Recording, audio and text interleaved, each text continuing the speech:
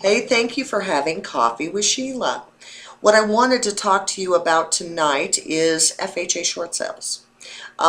They are unique. I love them. They're black and white. Don't have a lot of time, so I'm going to get right into it. Before the homeowner can even consider a short sale, they've got to get in touch with their lender. The lender needs to first determine whether or not the homeowner will qualify for other workout options before they can consider them for a short sale.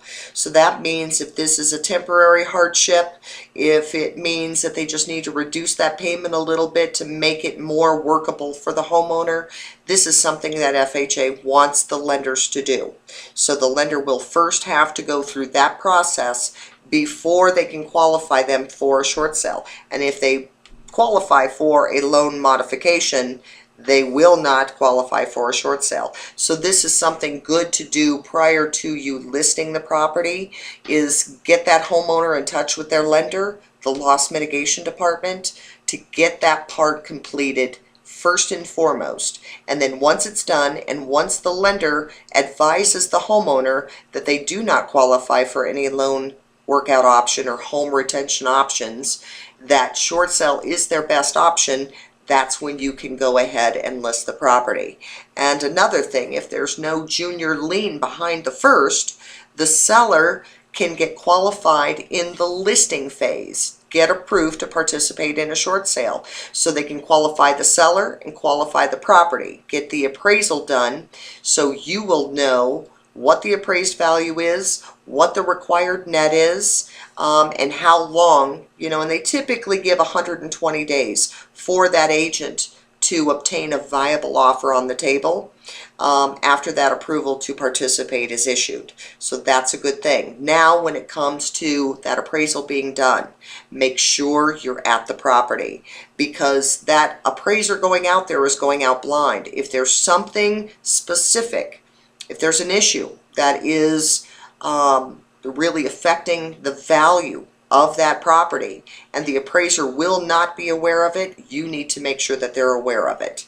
Because if that property is overappraised, you're dead. You're dead in the water, because that appraisal is the lender's Bible. They're not going to sway from it, and they must net 88% of that appraised value. So if it's overappraised by 20 grand, you're not going to get any offers. That short sale will never get to the closing table. Also, the lender can approve up to 1% of seller concessions if the buyer is obtaining FHA financing.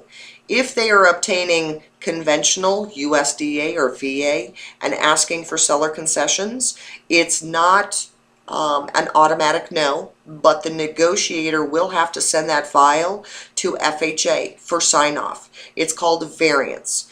Because the terms of that contract do not fit within the FHA guidelines, FHA must sign off on that short sale. This is important to do as quickly as possible, because requesting a variance will delay the short sale. It's going to delay the short sale possibly 3 to 4 weeks. So you're going to need to prepare your buyer's agent. You're going to need to prepare your buyer. But let them know patience is very important, because it's very possible that FHA could approve that variance and allow those seller concessions. It's something worth being patient over, I believe. Most of my variance requests, and I really cannot even remember when one of my variances did not get approved.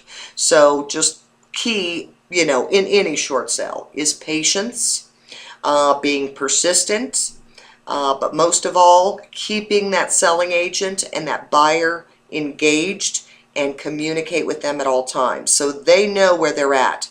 If at any time they feel that there is lack of communication, that's when you're going to lose the buyer. And when you lose the buyer, you don't have a short sale.